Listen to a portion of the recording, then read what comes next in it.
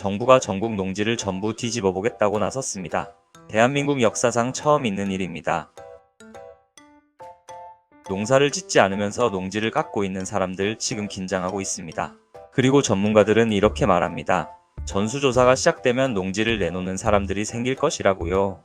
오늘 이 영상을 끝까지 보시면 이 조사가 왜 지금 시작됐는지, 누가 타깃인지, 그리고 부동산 시장에 어떤 파장을 일으킬지가 보이기 시작할 겁니다. 그리고 마지막에 말씀드릴 반전 하나는 이 문제의 뿌리가 생각보다 훨씬 오래됐다는 걸 깨닫게 해줄 겁니다. 먼저 이 조사의 배경부터 짚어보겠습니다. 농지는 원래 농사짓는 사람만 가질 수 있습니다. 이게 원칙입니다. 법에도 있고 심지어 헌법에도 명시되어 있습니다. 경자유전, 농사짓는 사람이 농지를 소유한다는 원칙입니다.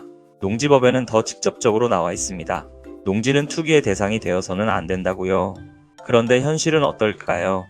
최근 5년 동안, 그러니까 2019년부터 2023년까지 농지 이용 실태 조사에서 적발된 농지 처분 명령을 받은 사람이 7,722명이었습니다. 연평균 1,500명이 넘습니다. 그 농지 면적을 합치면 917헥타르입니다. 여의도의 3배가 넘는 땅입니다. 그런데 이게 전체 농지의 10%만 조사한 결과입니다. 나머지 90%는 지금까지 한 번도 제대로 들여다보지 않았습니다. 그렇다면 전수조사를 하면 어떤 일이 벌어질까요?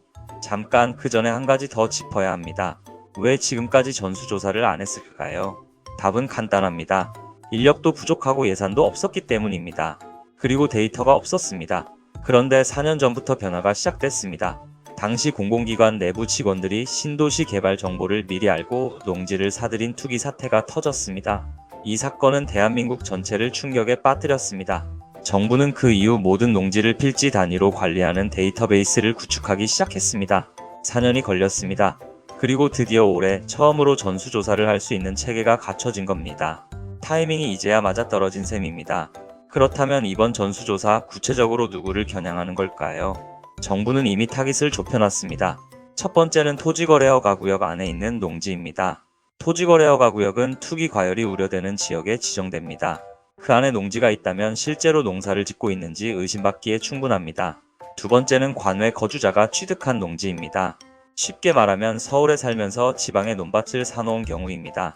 실제로 농사를 짓기 어려운 구조입니다. 그리고 세 번째, 수도권 개발 호재 지역 주변의 농지입니다. 부동산 전문가 권 교수 가명입니다. 말이 핵심을 찌릅니다. 반도체 단지 같은 개발 호재가 있는 지역 주변에 전답을 사놨다가 팔면 매매 차익을 올릴 수 있다고요. 반면 산간오지의 농지는 투기 수요가 적어 문제될 것이 없다고 했습니다. 결국 이번 조사의 핵심은 개발 이익을 노리고 농지를 사놓은 사람들을 잡아내는 것입니다. 그런데 여기서 더 놀라운 사실이 있습니다. 농지법은 무단 휴경이나 불법 임대차가 적발되면 처분 명령을 내릴 수 있습니다. 처분 명령을 받으면 그 농지를 팔아야 합니다. 강제로 시장에 나오게 되는 겁니다.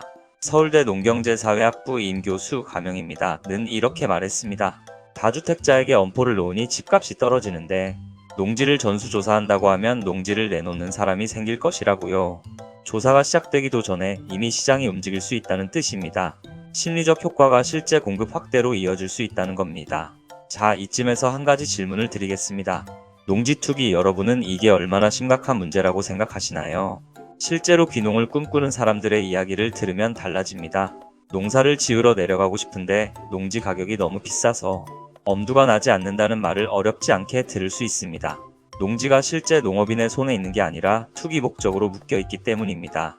대통령이 직접 이 문제를 지적했습니다. 농지가 너무 비싸서 귀농도 어렵다. 땅값을 떨어뜨려야 한다고요. 이 발언 이후 정부는 빠르게 움직였습니다. 이르면 이달 중에 전수조사에 착수하겠다고 밝혔습니다.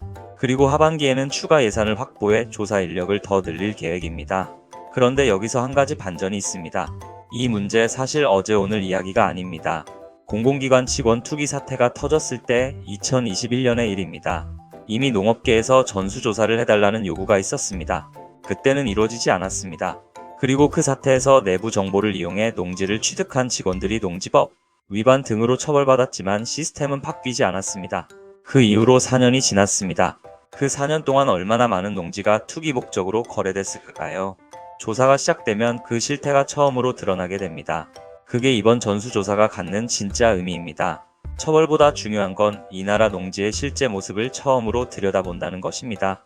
얼마나 많은 땅이 농사를 짓지 않으면서 누군가의 손에 쥐어져 있는지, 얼마나 많은 사람이 귀농의 꿈을 접어야 했는지, 그 그림이 처음으로 그려지는 겁니다. 마지막으로 한 가지 질문을 드리겠습니다.